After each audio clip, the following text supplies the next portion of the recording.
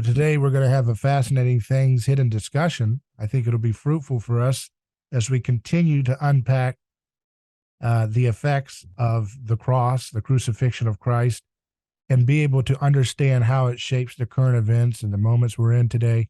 We are broadcasting in 2022 AD from that ground zero moment of the crucifixion of Christ.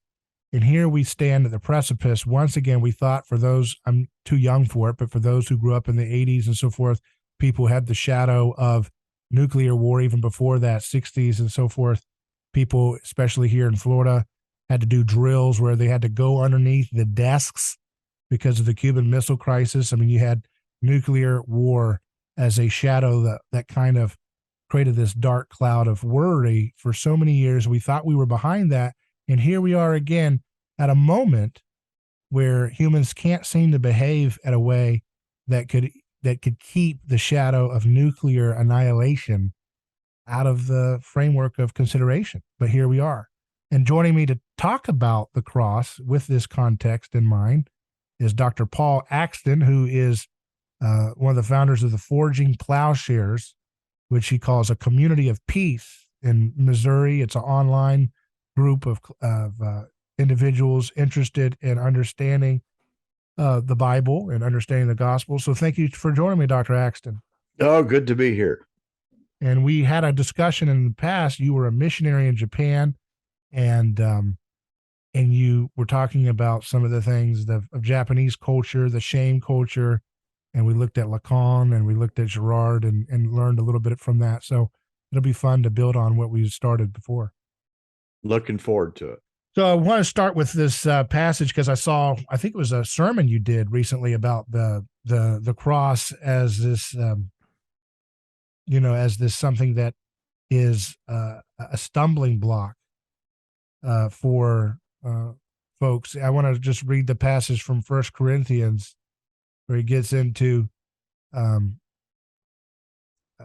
Jews demand signs and Greeks look for wisdom, but we preach Christ crucified, a stumbling block to Jews and foolishness to Gentiles.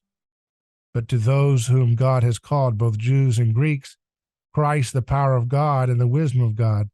For the foolishness of God is wiser than human wisdom, and the weakness of God is stronger than human strength. And you kind of unpacked that in a recent sermon, right? This idea of the stumbling block to the Jews and foolishness to Gentiles, right? I did. I actually I don't recall the exact sermon you may be talking about, but I do remember that there was such a sermon. Oh, very good. So, why you in this sermon you talked about how basically by invoking the Jews and the Gentiles, it's talking about the whole world has a problem with the cross. It's an affront to them. Why? Why is it framed in this framework like this, that it's a stumbling block to Jews and foolishness to Gentiles? Well, that is, I think, Paul's working notion of the prototype or the archetype of the human situation. He always uses Jews, Gentiles, Greeks, Jews.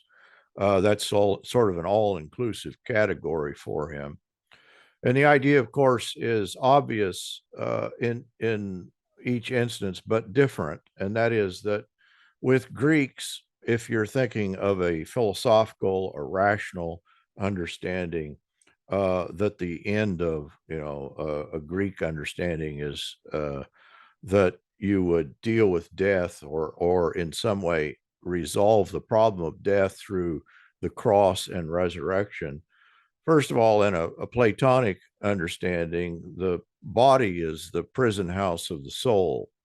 And so the idea of, first of all, of confronting the reality of death, and then imagining that the way that you overcome it is in and through this being cast outside of the city, dying outside of the framework. Think of the death of Socrates. That Socrates drinks the hemlock largely at the command of the city. In other words, I think in reality, Socrates could have just ran away, but to be cast out of the city is to be a non-person for a Greek. And of course, that's still true with the Romans, who have absorbed a Greek cultural sensibility.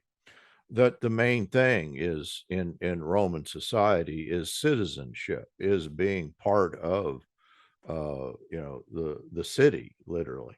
And so the idea of Christ being crucified outside of the city is anathema in terms of Greek wisdom. You could say the same thing in terms of Jews, that Jews are seeking a sign. And of course, it's precisely not the sign of the cross. If you think back into who is the villain, Haman in the Old Testament might be pictured as kind of the archetypical evil person. Yeah, who's Uh, Haman? Haman is the one that is it the book of Esther, that Haman is plotting to slaughter the Jews. And the idea is that she is brought onto the scene, precisely for this moment. And the situation is turned around. And the actual word that is used there to describe the death of Haman, it's the one other appearance in scripture that he's crucified. Yeah. I'm And looking at, is it so, Esther 7:10? yes, So yes, they I'm hanged Haman on the gallows he had prepared for Mordecai. Then the fury of the king subsided. That sounds like sacrificial catharsis. That's it. That's it. That Does that that would be. suggest that Haman was framed, that he was a scapegoat, or just that he was a bad dude who also served a cathartic purpose? Uh, can we ever know? Yeah. Uh, that yeah, can you get to the bottom of a scapegoat? I'm reading that he really was. This is to the when the Jews, they still, when they read that passage. Did I say the wrong book, Esther? Yeah, you said Uh, Esther. That's right. Okay, that when they read that passage, they say, and cursed be Haman. That he is the bad guy, at least in Jewish understanding, and to be crucified would be absolutely the worst thing that could happen. And of course, the thing that the Jews are looking for is an establishment of Israel on a political basis, on a religious basis, and not on this understanding that you get in the preaching of Christ, the new kingdom that his cross is connected to. Another way of saying all this is, I think that in Christ and in the cross and resurrection, that there is a logic that is peculiar and particular to Christianity, that in a sense you can say it's not on a continuum with either Judaism or with Greek Roman thought. That is, that there is a fracture in this understanding, that if you're working according to that logic, according to that religion, according to that philosophical understanding, it is, as Paul is saying, it's either foolishness or it's a scandal. It's a stumbling block. Yeah, and there's a lot of folks have written this idea that about the idea that the West, the best of the West's inheritance runs through Jerusalem and Athens, right?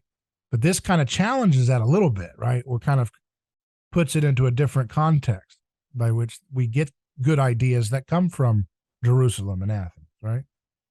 Well, that I've always thought that probably if Christianity we imagine is the opening up of the best of possibilities, the worst of possibilities is the perversion of this best of things. And That's similar to unfortunately, what Ivan Illich used to say, right? This idea of the yes, corruption of the best is the worst, right? yes, it's a very Dostoevsky and very Kierkegaardian Yeah, understanding. This was Kierkegaard too, that right. that it's actually Christianity that unleashes the demonic in the sense that a perversion of it. That is, that now we have no recourse. You understand that's also a Girardian idea, Sure. that once the scapegoating mechanism is exposed, Girard actually has a pretty dark picture of the end of times, because actually he sees it in that light, that apart from the scapegoating mechanism, the actually the ground clearing that occurs in Christianity, then if you reject the resolution that is available in Christianity in the cross, there is only violence. There's nothing left. Right. So it's a stumbling block to the Jews in the sense that they did not want to have a Messiah who had the same death as Haman, a sellout. And it's foolishness to the Gentiles because they did not want to worship a God who would be so emptying of power, right? Yeah, for both of them, in a sense, that the Jews are looking for a messianic figure and by Messiah, I think they were thinking a king on the order of a conquering king, of a political figure that would defeat Rome and free them from enslavement to Rome, much like Moses had freed Israel from Egypt. So the idea of a messianic figure that dies, that in and through a radical subordination in the thought of John Howard Yoder, that it's a defeat from the bottom up kind of understanding. And of course, their understanding that the cross is, Paul quotes, that anyone who hangs on a tree is accursed, that this is the worst thing that can be done to you. So in a sense, both Jew and there is in the picture, especially in the Gospel of John, there's not really a huge distinction between Jews and Romans by the time we get down to it, because the Jews are saying, we have no king but Caesar. So it's there's it's not a Jewish problem or a Roman problem, and the peculiarities of the problem are not necessarily distinct. Certainly, they may manifest differently, but they all converge then on the death of Christ. And I think for very similar reasons, that Christ stood against the Jewish religious system. He threatened the temple system. He threatened the sacrificial system. He threatened, the whole priesthood and understanding attached to that. And so, literally, in his trial, what they're bringing up is his statement that destroy this temple, and in 3 days I will raise it up. They are concerned to protect their religion. And of course, what they're missing, it's the same thing that we all miss, and that is that their identity is completely with their religion. It's completely with their Jewishness. In terms of the way that Paul talks about it, they identify completely with the law. That is, that it is in and through that symbolic order that their identity is established, and Christ then is a threat to the whole system. You can say the same thing about the Romans. Why do the Romans have an interest in crucifying him? Because they're also wanting to preserve the peace and stability of Rome, and they see this messianic figure, especially riling up Israel as he has, as a threat to that. So did they think he was going to be a political insurrectionist and storm the Capitol at some point? I think so. I think that their picture, that was the only, the idea of a messianic figure that we have no king but Caesar. Well, clearly what is being threatened, and I think we lose this because this was true in Japan. One of the worst persecutions occurred there. When people said Jesus is Lord, you understand that's a contradiction of saying that the shogun is Lord or the emperor is Lord. It is a political threat, and you really can't separate the political and the religious. Rome, the Caesar is also a god. That's true in Japan. The emperor is a god, and so to say I have no Lord other than Christ, that's a threat to the whole system. You say that the Jewish religion was clinging to the law for its identity, right? Its salvation. Mm-hmm. What about when Jesus says, "Till heaven and earth pass, not one jot or tittle shall pass from the law till it's all fulfilled." So I think part of the issue with the law is, Paul will say also, the law is wholly just and good. It's not that there's anything inherently wrong with the law, but the law always had limited purposes. And by saying that, we're saying Judaism has limited purposes, or, that Paul goes back to Abraham and says, and Abraham, of course, is not really a Jew, he's the father of the Jews. And so the promises given to Abraham are primary, they're the thing. And the law then had its purpose. There's nothing wrong with the law. The problem with the law, and I see this as overlapping with this is the universal problem, I think, in Paul's estimate, is that it's the orientation to the law in which you would make the law absolute. And if we can just take the term law and spread it out and say, what is the law? Well, is that the Jewish law? Is that the Mosaic law? Or in terms of any country or tribe? The It could be Noahide law. What about that one? it could be anything. In other words, the idea is that you take what is finite, what you take is what is limited, or in a Lacanian frame, you take the symbolic order. And the symbolic order, now we've entered into it's a psychological understanding, but of course that's what Paul is talking about too, that the law functions in the human psyche in a destructive manner. And I think that's what's being described in Romans 7 that we're relieved of in Romans 8. That's what Paul is describing. It's not that there's inherently anything wrong with the law there, but there's something wrong with people, and the way that you define that problem is in their orientation to the law. And so that's what's meant there. It's not that, oh, if we could just get rid of the law, or even if we could get rid of by the symbolic order of Judaism, or, the early Christians had no interest in doing any of that, that they meet in the synagogue. Paul has no problem going to the temple. Judaism doesn't pose an obstacle to Christianity. In fact, it could have merged. Some people think that was the ideal, that, it was never necessary that the two religions split. But the idea of absolutizing this, which of course is contradictory to the law itself, it's contradictory to Judaism itself. They always, in the law itself, there is the understanding that this is a symbolic order. The temple is not truly the dwelling place of God. It's symbolic of the cosmic order. It's a microcosmos. And what's happening there is symbolic. They understood that. And so to imagine that that's absolute, that's the problem. But that's not just a Jewish problem, that's the human problem.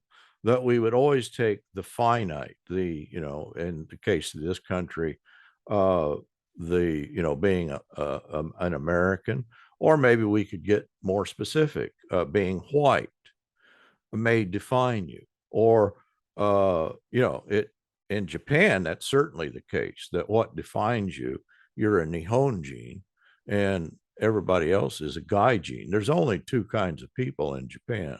There's Japanese, and then there's foreigners. So I think that's the universal human condition that is being described in the New Testament. And you mentioned how Jesus was cast out of, well, he was murdered outside of the city for his this salvific act, right? The question is, why did Christ have to die on the cross, and why was it outside the camp? It reminds me kind of like the Exodus story, of course, where they're in the city and Yahweh calls them outside of the city into the wilderness where the wild things are, Mhm. and this idea of like your salvation is going to be when you get out of the city, not in the, the gods of the city. And it seems Yeah. to that's kind of what's happening there. Because you look at, I always like that passage that Jesus, when they're talking about when he's riding into the Jerusalem, and he says, and they say, tell your supporters to be quiet, and stop letting them say that stuff about you, that you're the hero, you're the Messiah.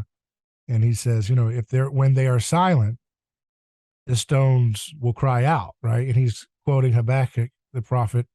And I always, when you hear that in traditional Christianity, you hear that as basically Jesus is just saying, I'm so strong, I'm like Hercules, I can make the rocks sing, like zippity doo-dah, where the flowers are singing.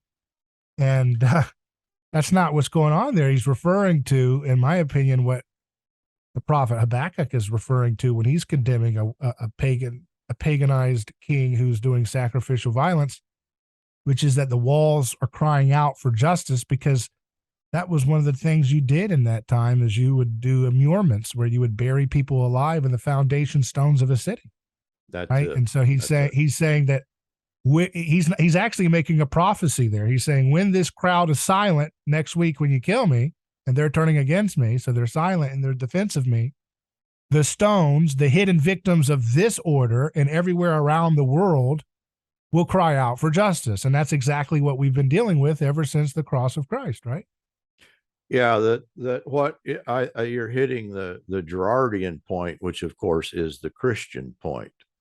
And that is that every human city, every human culture, every human tribe is built upon violence. We don't have to go very far to understand that.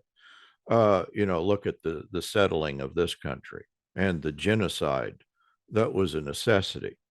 But what we may not, what we may miss is that genocidal ground clearing is actually the establishment of an order of law. Right. In other words, that for a rebellion to occur, one system has to be broken and a new system be put in its place.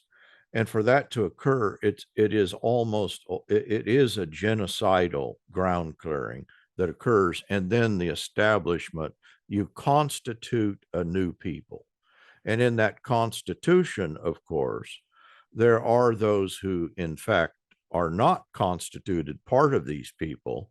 And that, of course, defines the line of violence, the inside and outside of the city.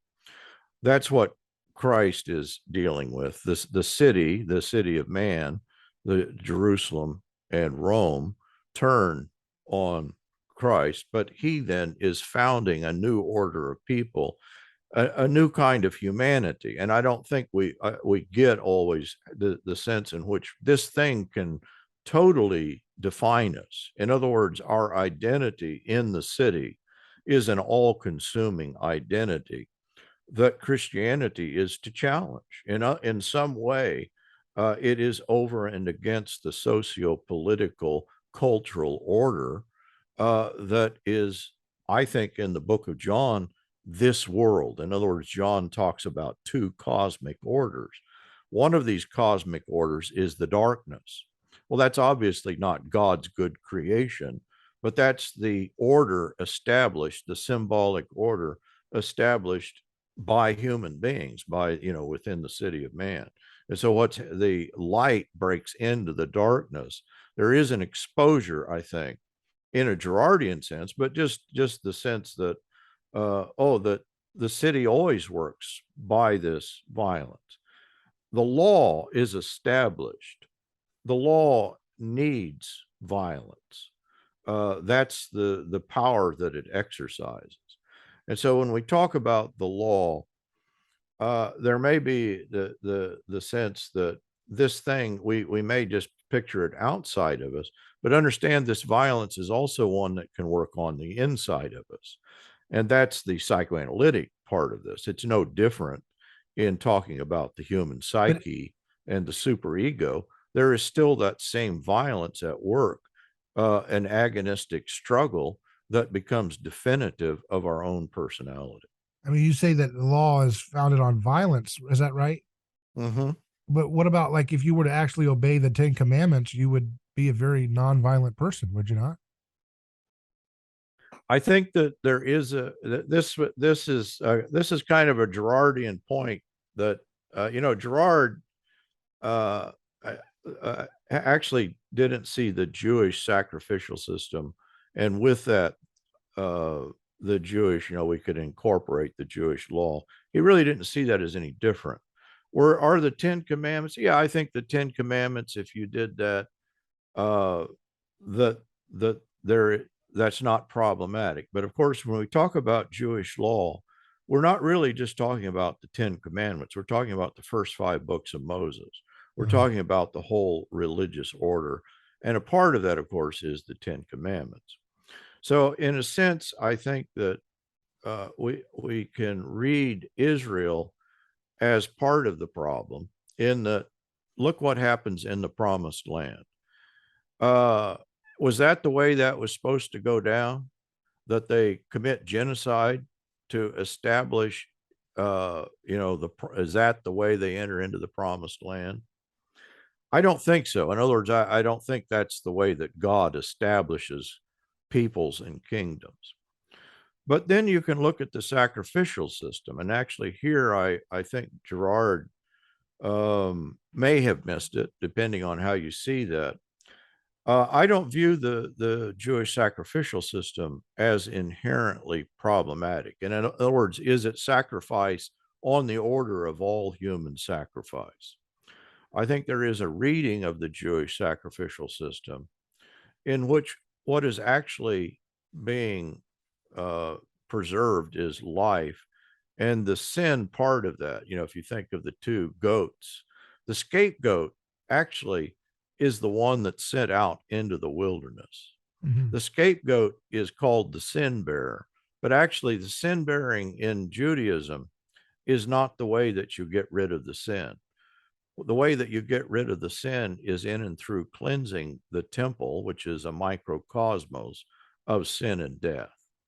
Now that's a reading of the sacrificial system that I think ties into. I think that it ties into a picture of what's happening in the cross of Christ.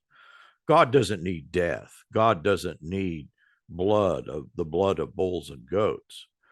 But the picture in both the temple and on the cross is that God provides life in the midst of death and corruption.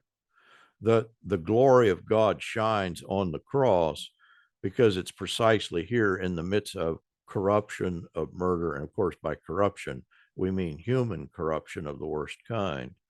That's precisely what is being countered in the cross. So I think you can tie. There is a continuum in what is happening in Judaism and even in the law with what's happening in Christ. But of course, the law was never a resolution to anything. It was never, that's the inherent understanding of Moses. When he gives the law, he said, well, of course, you're not going to keep it. So that it is, as Paul will describe it, an accentuation of the human problem and predicament. It's supposed to be a teacher, right? That drives you Right. towards. Actually, the word there as, is tutor, and the idea is the law is taking us somewhere else. Is it a catechon? Is that what we get the catechon? I mean, I know I'm jumping into eschatology here, but is that a similar thing? Run that down for me. The idea of the catechon being the thing that protects us from the apocalypse and it kind of shields us from going into lawless anarchy. If you ask me if I think Christianity is anarchic, that may give the wrong picture. In that, I do think that what Paul is writing against is the arche. But of course, what he means by arche are the principles and powers that rule this world. But obviously, even anarchy, the over and against the arche of the world, is established in and through the law of the love of Christ.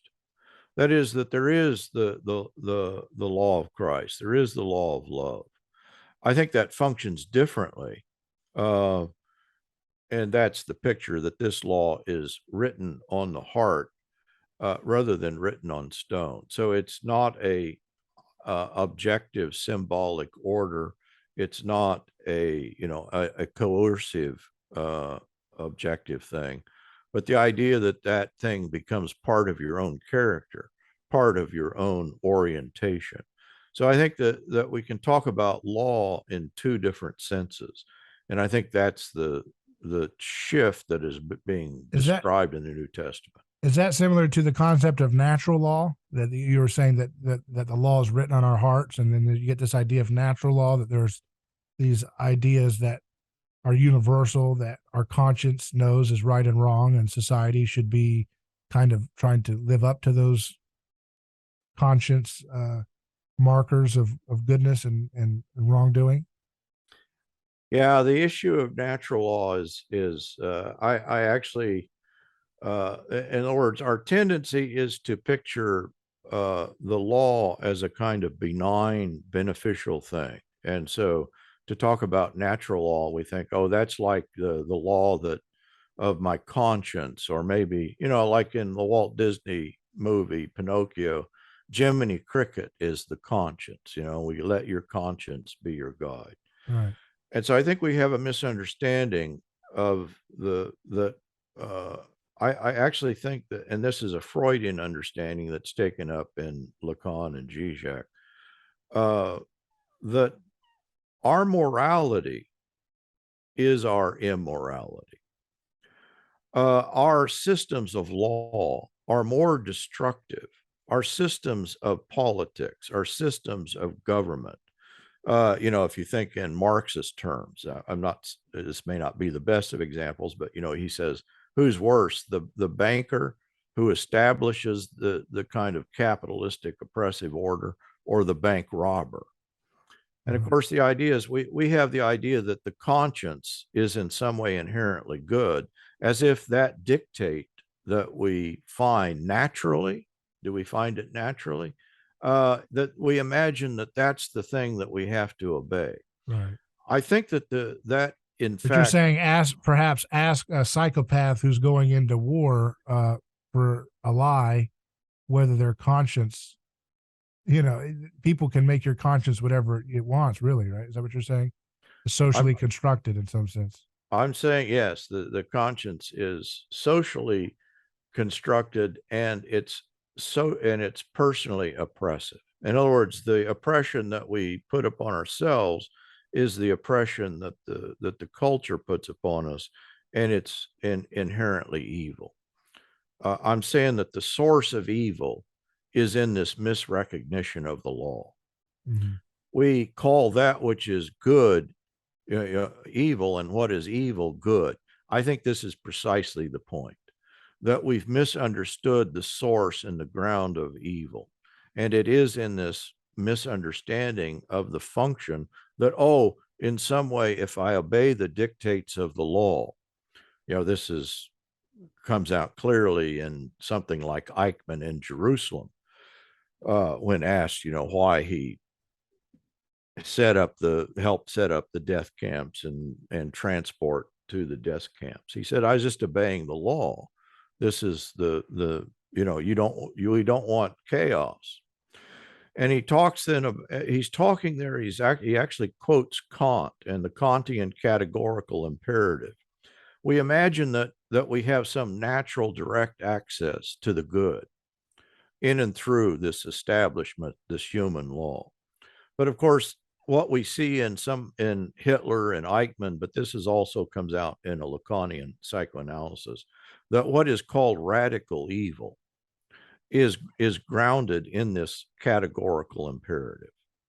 That it's the same, it's precisely from that source that you're going to get the worst forms of human evil. And it's precisely that we that we are under ourselves. We do it to ourselves. It's not, who's behind this thing. Well, it's an oppressive force that we put upon ourselves. Again, I'm not talking about, when I talk about law or the Mosaic law, it's not a condemnation of the Mosaic law. There's nothing inherently wrong with the Mosaic law. But what we do with law is always oppressive. It's always deadly. It's always murderous. Is it, well, I mean, just to take it down to the basic level of practical society, you have a law that says you can't murder. You're saying, is that fundamentally evil, or you're not saying? I want to make sure people Yeah, understand what you're that's saying. no, there's nothing. In other words, right? Thou shalt not kill. That's a law from God. Right. We shouldn't do that. Are you Uh, saying it's wrong to codify that as a there's nothing. No, legal no. structure? No. Yeah, there's nothing wrong with law and law codes inherently, but what we do with that is the problem. Our orientation to that is the problem. This is the Zijakian thing. Thou shalt not kill. Uh, uh, if you isolate that, it actually comes out, oh, kill, kill. That is that we're going to turn that around. There is always the underside of the law. There is always the law sets up a transgressive kind of orientation. So you're Or go ahead, Dave. so you're saying it's the way in which societies make this kind of this hypocritical shadow of the law. They tell you, for example, like you, the profane masses, are not allowed to kill unless authorized through certain situations like wars of aggression, sanctions that starve people, um, you know, uh, you know, police actions that become brutal or unnecessary that lead to death. Then, in those sacred moments, the sovereign is allowed to kind of break the law because he or she or whatever functions as a kind of like a god that can kind of violate the law in order to reestablish the boundary of the law. Thou shalt not murder. Is that what There you you're got getting it. at? That you're talking sacred things here. Right. That literally on the tombs of the soldiers, this is Right. primarily in World War One, they would write, that he laid down his life for his friends, Right. as if this person did what Jesus did. That they're going to transform Christianity into a kind of warrior cult. Go to the Air Force Academy, in Colorado, made out of jet airplanes, and then it looks like there's a cross up at the front of the chapel. But when you get closer, you realize, oh, that's not a cross, that's a sword. And of course, that's precisely what has happened to even Christianity can be flipped around and made into, there's nothing wrong with Christianity, but what people would do with it is what they would always do with the law, with culture, with religion. They turn it into a kind of violent sacrificial order. Right. And it's not just violent in the physical sense, right? There's multiple layers to that when you're looking at the work of Lacan and Zizek, right? How It, violent. yeah, it is. It's personally oppressive. We're so willing to. Actually, this is the idea of a war breaking out. This was Henry Bergson. He said when war broke out, I think he said there was a huge psychological relief to me. And the idea is the oppression that we feel within ourselves. The only relief you get from it is through some real world violence. I think this is why this is why people cut themselves. This is why people are harmful to themselves. A little real blood, a little real physical pain, is in some way a relief from that kind of abyss of torture that one can put upon themselves. In neurosis or psychosis or And, but it's the same. It's the same order. In other words, our personal neuroses, our personal sickness is not so different from the cultural sickness of the world itself. And so the healing that Christ brings, it does address the corporate, but of course, I think it also addresses the individual. and it addresses it by reorienting us to imitate him as a role model versus people who will keep us caught in scandal and jealousy and power games, which leads to the collective sin of scapegoating and all that comes with that, right? That we're all involved in one way or another in, I think, outside of Christ, in a kind of zero sum game. if we had to say what's wrong with people, you can say that in any number of ways, that they're missing existence. They don't have the stuff that other people have. And that stuff, the existence may be represented by money. It may be represented by it could be an infinite number of things. But the idea is that if you got it, that means that I don't got it. And so the only way that I can get it, this is very Girardian, this is mimesis, is that we imitate one another, but that puts us into conflict with one another. So that what is seen as valuable is in some way then what is valued by another. And so what is happening in Christ, in Christianity, is that we check out of that game. And that's harder than it sounds, because we're just kind of built that way, to grab all the gusto that we can. And the picture is, well, that once you enter into a corporate body of love, and you actually can begin to appreciate and value and truly love your neighbor. Of course, there the jealousies and envy and rivalry, the death drive that has its grip upon you is relieved. And when you see that word sacred used a lot in matters of politics, but it's always used in a way that I think is a poker tell. I remember the speaker of the House in the January 6th riots happened. She kept saying over and over again, "They have violated our sacred temple of democracy," right? And of course, there's obviously the critique of what was going on in the minds of folks who were caught up in a crowd fervor to express their resistance and opposition to the power of the government in its current form. But yet, she kept saying, this is the violation of the sacred temple that we have, and that is that this building and everything that comes with it, as we understand it today, is a place by which people have the monopoly privilege to determine which lives can be sent off to death around the world and which lives are to be considered beyond that reach of sacrifice. Yeah, you may be mixing two things here that, I think you're clearly correct, though, that you don't get the very notion of culture is it's founded on a cultus, that there is something sacred at the heart of the culture. And to violate the sacred, how the obvious way that you do that here, if you would in some way desecrate the flag or do something that in some way violates what is actually the national religion, which some people would call Christianity. And so and of course it's not. I mean, that's not what it is. It is nationalism as a religion.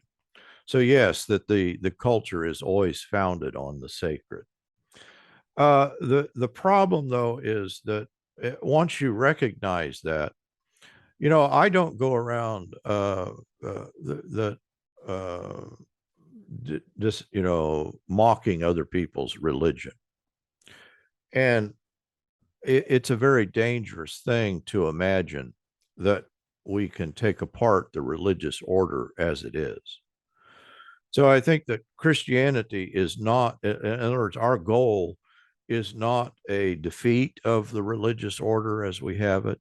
Christ has no interest in defeating Rome. Christ has no interest in some way a real world socio-political defeat of those entities. And so too, I think as Christians that we need to be careful how we negotiate these things, because they are truly sacred for people. And to destroy the sacred order is truly destructive for people unless they have an alternative. Right. I think that's why that wisdom you explained, though, ends up being used as an example for Christians in various political tribes to look the other way as their side continues to revivify their version of the national religion with sacrificial victims. And that's the problem, is that you've got a great point there, but it's not so much, in my opinion, that we become completely political atheistic. I am a political atheist at the heart of this issue, but you do have to contend with the public square and be able to draw people towards repenting, and including yourself, of the ways in which wrongdoing is being perpetrated in a collective way. And of course, I see like the left and the right as a battle between an older form of the civic religion of America in a newer form. America was founded as a revolutionary act of sacrificial kind of purging of one order. And then in that revolutionary fervor, it kind of sets up something that over time has, especially in post-World War II, has created this kind of civic religion of what we continue to carry on, that the right is more associated with. The left has its own kind of revolution to overthrow that original revolution and say, hey, here's something else that's actually much, much more sensitive to victims and oppression, and we will do it by violence too. And so that creates this doubling of different, basically, in my opinion, Christian heresies fighting over one another to determine who's going to be the one that has control of the future of the American country. Yeah. That I think that gets it. That there is that they're all involved in the same cult, and maybe calling upon the different forms of it, Right. but are not essentially different. Right. Anytime you lose sight of the human person, I think you're being sucked into a something that keeps you away from Christ, right? Yeah, and I, in this, that I think that in every situation, we do have to, in Girardian terms, what is the Christian thing to do? Oh, it's to identify with the scapegoat. It's to, in other words, being, instead of being the perpetrator of the violence, it's to resist the violence by identifying with the object of the violence. Now that's easy to say, but I think we all understand that's a very difficult thing to do. When the lynch mob comes and you happen to be white instead of black, it's very difficult to identify with our black brothers and sisters, or with our Jewish brothers and sisters, or with whoever, our Native American brothers and sisters.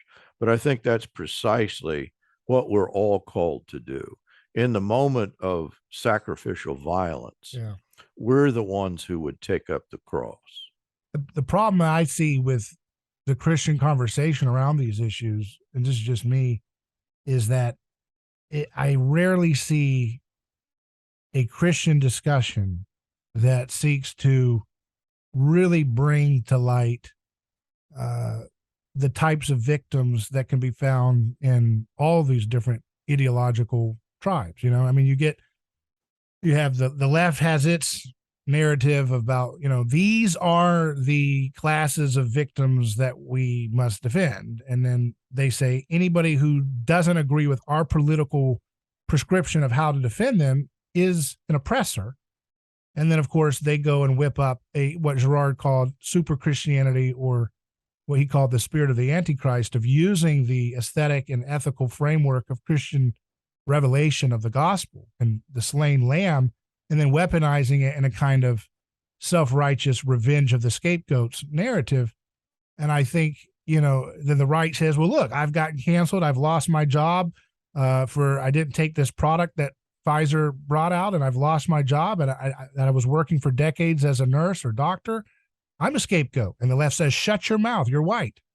Mm-hmm. And then the white guy says, hey, well, you're attacking or denouncing my identity, and I'm a victim. And they say, no, you're not. And then it goes back and forth, where they say, well, it's, the problem is on the right will say, well, it's crime is running rampant, and you on the left have been the oppressors, and so it goes back and forth. But I never hear a Christian message that actually tries to humanize the different forms of scapegoats and victims of oppression in a way that really upsets that polarized atmosphere, really just deflates the whole game. I don't see any Christian conversations hardly at all that really try to bring to the table. You pick conservative Christianity, and then you amplify all the ways in which people in your tribe experience scapegoating and what you need to do to defend that.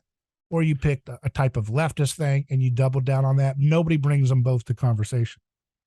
I think that, you do in a particular context, and I think in the American context, I think it is true that historically, that Black people have been the oppressed. That there is no denying that what is being, talked about in a kind of inherent to the law Right, is this inherent prejudice. But that is, of course, the origin of the whole discussion of black and white. right, But you're right then.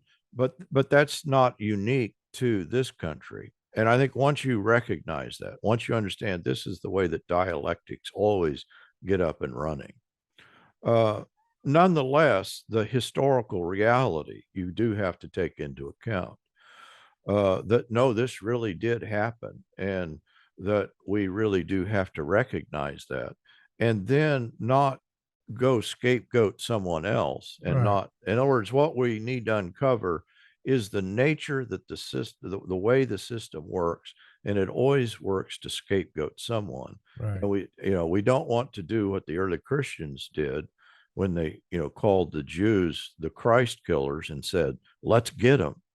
Oh, they're just repeating the sacrificial order.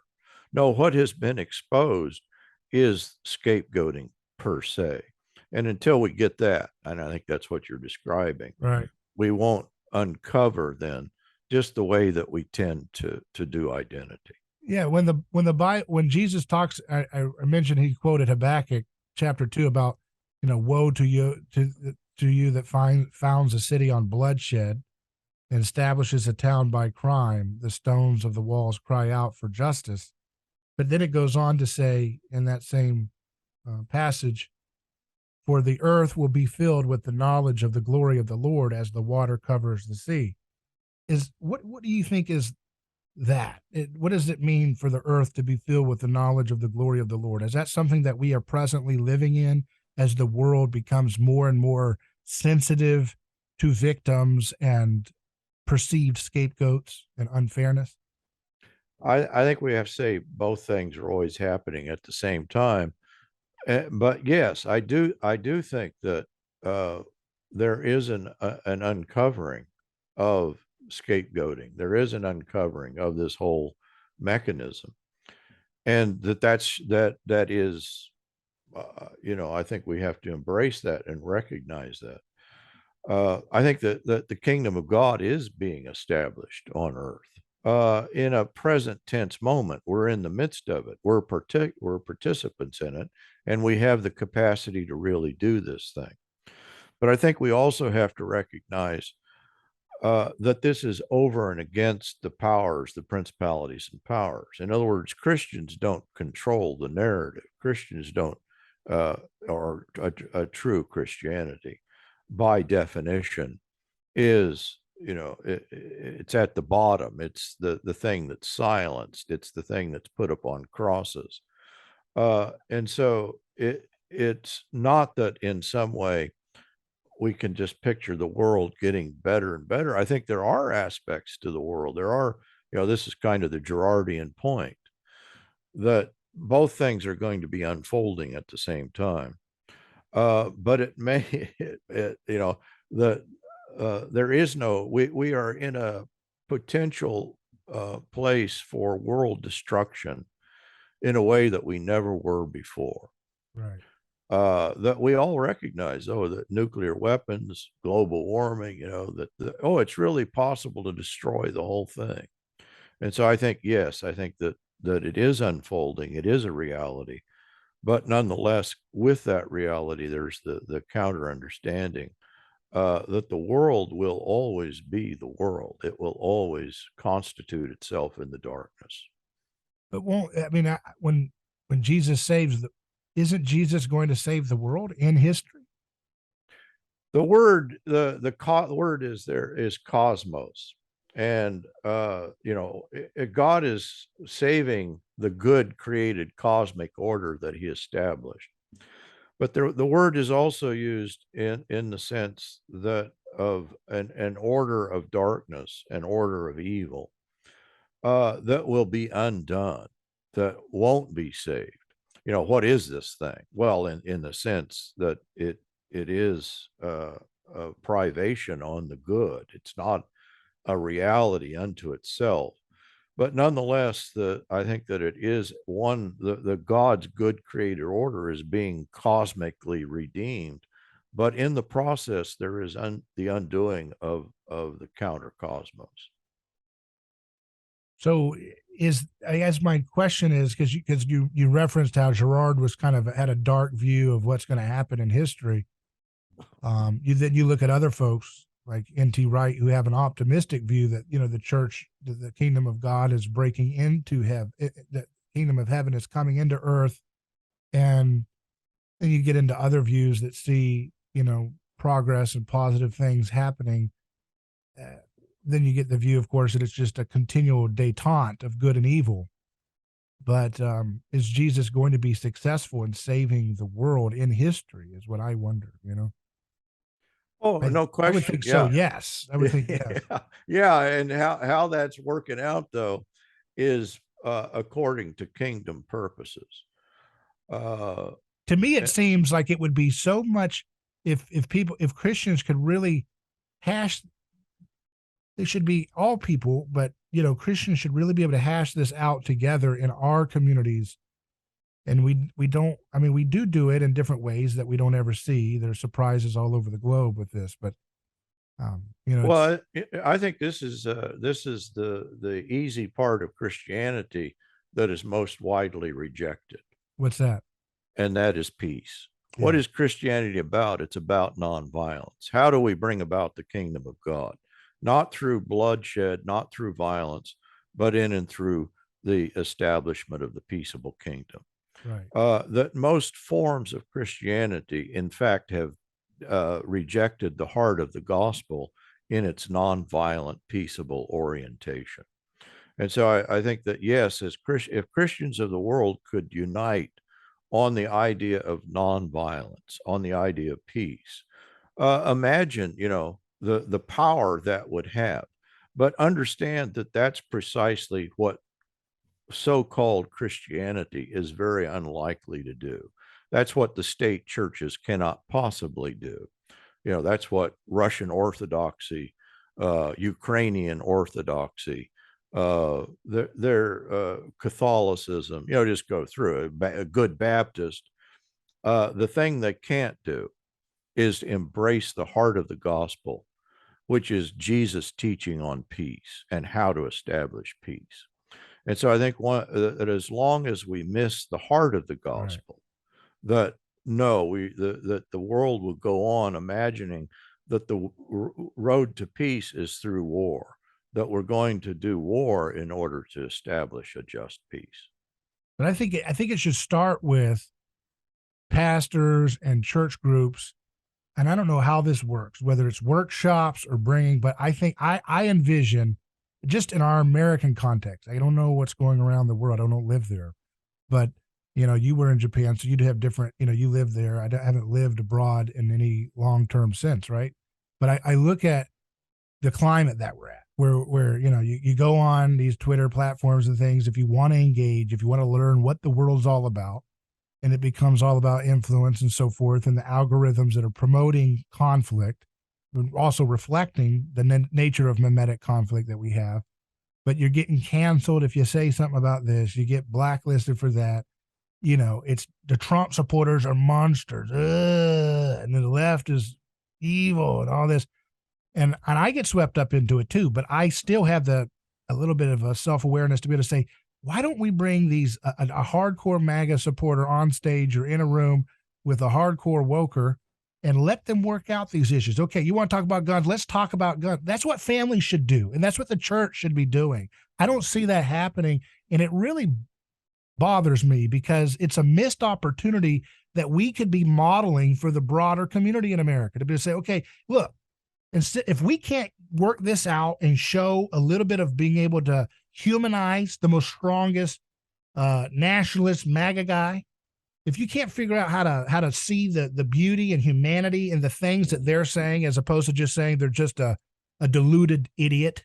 And the same thing for the left. You look at them, instead of just saying they're just completely brainwashed, try to find the half truth of what they're doing and the half truth of what the right wing ideologues doing. Humanize them both and let them work out through mediation. I wish pastors were doing that right now. I wish in an explicit way. And the problem is, I know I'm a little bit on a stump speech here, but the point is just this idea that it's such a missed opportunity. It's so obvious.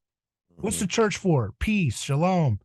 And you don't see anybody trying to, oh, that's too complicated, because everybody's in their silo. You go to one church, it's progressive. You go to this other church, it's conservative. You go to this one, it's moderate. And nobody says, let's just try to show the general public, and we're not going to get it right, and we're going to have biases, but let's just try to bring a conversation. Let's talk about guns. Let's talk about war. Let's talk about, elections and stuff, and just let people hash it out in a safe environment and try to bring peace and order into conversation. I think you just described my original point. And that is that what we do is we reify the law. We reify the symbolic order. So we can't possibly identify with the Trumper or with the left-wing liberal. We can't possibly identify with the Muslim or the Roman Catholic or the, whatever it is. In other words, what we do, we put these labels, we put, it could be denomination, it could be religious. And I think what Christianity is about is a defeat of those symbolic orders. A suspension of the law is the way that Paul talks about it, because the law is always oppressive in the way that you're describing, so that it builds a barrier in a wall of hostility. And you can't, until you understand what you just described. In other words, there's always somebody on the other side of that wall. And the point of Christianity is that's not the way that we relate to other people. And we recognize that this is a construct. We recognize that it's a construct that we put upon people and that it's not reality. It's not an ultimate reality. And we're all equally foolish when we let ourselves be caught up in this symbolic order as if that's what defines us. And I think that's the whole point. No, there is a suspension of this oppression of the law that allows us to love our neighbor and see the humanity there that otherwise would be blocked out by the wall of hostility. So how do we model? Because you put a criticism on institutional churches, but how do we? Because we've got listeners from all over the country, all over the world, people in Congo, Indonesia, listening on a podcast, online stream. How do we get this started? Okay, instead of trying to just go back to our circle and talk about how ugly the MAGA people are and those January 6th disgusting, violent, sadistic people, and then the left, oh, you abortionists, you murderers, you murder. Instead of doing that, how do we start to do something different for once? And not this fake little, oh, I'm doing peacemaking, but it's all 90% of the congregation's all just Democrat affirming platitudes. I want to have, because I know the left does this more, right? I get it. I'm more, I know they play this game. They try to do this more, but then you go into it and you're like, nah, this is a Democratic primary. This is not doing what you're supposed to be doing. It's just actually trying to build peacemaking. How do we do that? Well, it's not that I'm against. I think we all have to negotiate this. I'm not against the institution per se, because again, that would be to mistake what the problem is. Yeah, you're otherizing the whole group, right? Right. So we're all that's not the issue. If you think in terms of the Tower of Babel, God didn't come down and destroy the Tower of Babel. In fact, that had nothing to do with anything. And I think that's what we have to recognize. The problem is, oh no, let's break down the institutional barriers. The answer is not, we need to know that we're all going to find ourselves in a particular place, and we're going to have to suspend that force, that oppressive force that we would tend to get caught up in wherever we're at.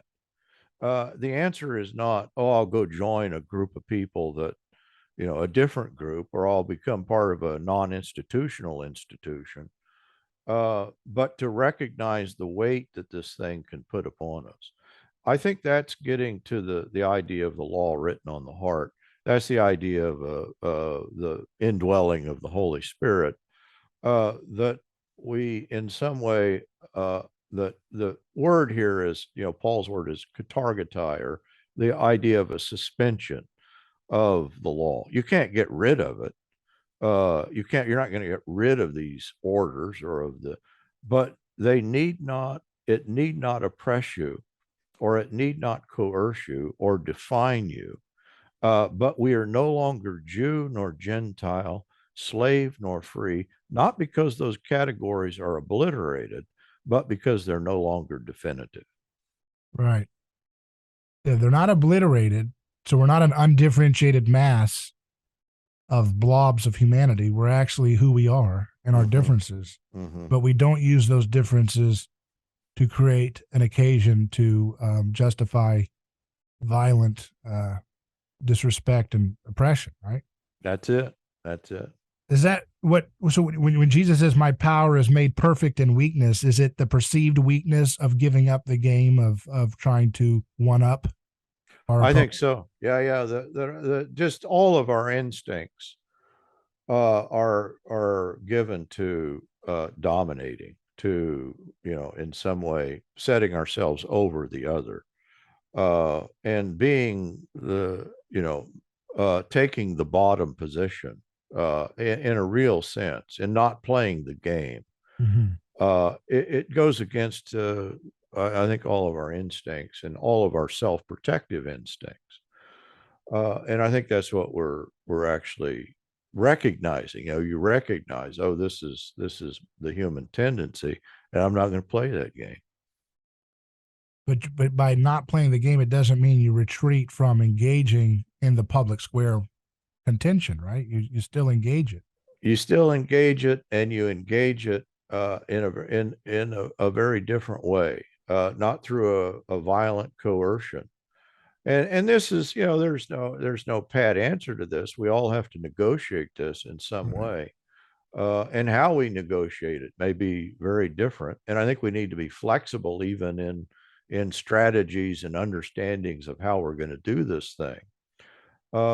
Because I think we're all going to find our own way. But if we can all agree upon the Jesus strategy, right, of taking the position of subordination, not a subordination that is obedient, that don't miss that. It's a radical subordination. In fact, it's a subordination that undermines the system in its very act of being subordinate. That's what Paul is really talking about in Romans. I think he's appealing not, oh, we all need to be obedient. No, we all have to subordinate ourselves. We're not leading a rebellion here in that sense, but we are undermining the system. There is a revolution, but it's in and through a subordination then to this thing that may in fact be disobedient. And I think there's nothing more disobedient than saying a MAGA supporter and an Antifa guy or girl giving a hug or a shaking of the hand and saying, let's work it out. That's what nobody in power wants to happen, apparently. Yeah, no, there are people in power are always benefited in and through, the antagonisms they create. And that's more, there's no time that's more true in this country, that the antagonism, if you can stir that up, that is a successful political strategy. So you can't confront like you said, I agree with your point. That's something I came to the terms with is when I saw some of the cartoonish forms of perverted ideas of patriotism and worship of nationalism and so forth. It used to be very offensive when you start to religion, when you start to see the religiosity of it. But then you have to kind of recalibrate and say, wait a second, like you were suggesting, if I was in Japan or something, I wouldn't be going around and hissing and attacking their, traditional religions and Shintoism and Buddhism. I wouldn't be going in there and said, how would you do this? This is ridiculous. Do you know how ridiculous this is? This is outrageous. So at the same token, if we can extend that kind of grace in a momentary visit in a land where we are more aware of the alien nature of the religion of the culture, then we should be able to have that same humility to do it in our own hometowns and be able to say, you know what, this is a different religion than what it's advertised as, but doesn't mean I have to go along with it, but I have to work with it and to try to bring people to the truth. There's always going to be the human construct, and it may be, oh, he's a Methodist or he's a Baptist. But if you imagine that those human constructs are absolute or definitive, then you've already missed the point of Christianity. That these human organizations, human constructs, and whether it's religious or national or political, they are simply that, and we're really not touching upon reality. We're dealing with a symbolic order. We're dealing with in a sense a simulacra of what of reality and not reality itself. And so I think that we need to be able to see beyond that symbolism. And I think that's what Christianity affords us to do. That there is first of all, you have to deconstruct the system that we're all part of. Right. You have to understand how it works. But in the process, that it is an ethic, it is a practice that we can put into place. And of course, the ethic substantiates what we're saying. We've all done that. We've all crossed, borders or boundaries that shouldn't be crossed, but we understand, oh, actually, that's not a border or boundary in any real sense at all. But that's a kind of false understanding. It's a lie in the way that I describe it, and we all tend to be caught up in the lie. So, do you think it's a matter of just having dialogue, like I had pictured before, of bringing these entrenched political, because it's beyond just, it is racial division, it is gender division, but really, if you look at it, it's ultimately these things are sucked up into political and social, cultural, political kind of super tribes, because you can see the mask come off of even the most sensitive woke leftists. Look at what they talk about Herschel Walker they attack his intelligence 24/7 on Twitter. Clarence Thomas is a monster. They love to get those opportunities to really hit and punch at people who don't subscribe to their political prescriptions for the problems of injustice. So there's got to be a way. It's not just about creating, oh, look, in my church, I have a member of every race, but they all think exactly alike. It has to be an ability to take the dialectic and to redeem it, not to completely get everybody on the same page, but to say, hey, look at this person. Stop turning this person into a cartoon, stop making him what you heard he was or she was, and start dealing with this person and try to put your feet in their shoes. And nobody seems to be modeling that in the church. I would just love to see one church with that. I mean, maybe, I'm sure it's happening, it's probably you're not seeing it, but I would love to see something I could point to say, hey, look, instead of turning to hating each other, look at what the church is doing. They're taking people who have different views, they're bringing them together, and they're letting them work out the issues just like a family would. Okay, we've got some issues, let's work them out, and there doesn't seem to be any of that hardly even thought of. Let me suggest something to you that, even as Christians, I think we tend to demonize Judas. There's everybody's redeemable, but maybe not Judas. But of course, I think what we're missing is, well, no, just a minute. The sin of Judas is one, that Jesus says, "Oh, the betrayer is here," and all the apostles look at one another and they ask themselves, "Is it me?" In other words, that possibility, that potential of handing over Christ, and this is what's portrayed in John. Judas starts a chain, but actually the handing over goes through each of the persons that comes in contact with Christ. They all commit the sin of Judas. So that the sin that we might imagine is the worst possible, that of the betrayal of Christ, it actually turns out to be the one that they're all in some way potentially guilty of or guilty of. And it's precisely that sin, that betrayal, that I think Christ is addressing. That is, that in the foot washing, in the, he's that the thing that they're washed of, they're cleansed of, is the precisely their participation in the same betrayal. And so I think if we get the idea, oh, there's nothing or there's no one, we can even demonize the demons. That is, reify evil. We can make evil something greater than it really is. And so I think what you're describing is that evil turns out to be a privation. It turns out to be a parasite on reality. And so part of this is, I think, just sorting out the reality from the unreality. And I think even as Christians, we have this, we imagine that there's an order of evil, an order of, whatever you want, maybe it's hell for some people, maybe it's the demons and the devil, or there's something beyond the purview of God that can't be reached in many people's understanding.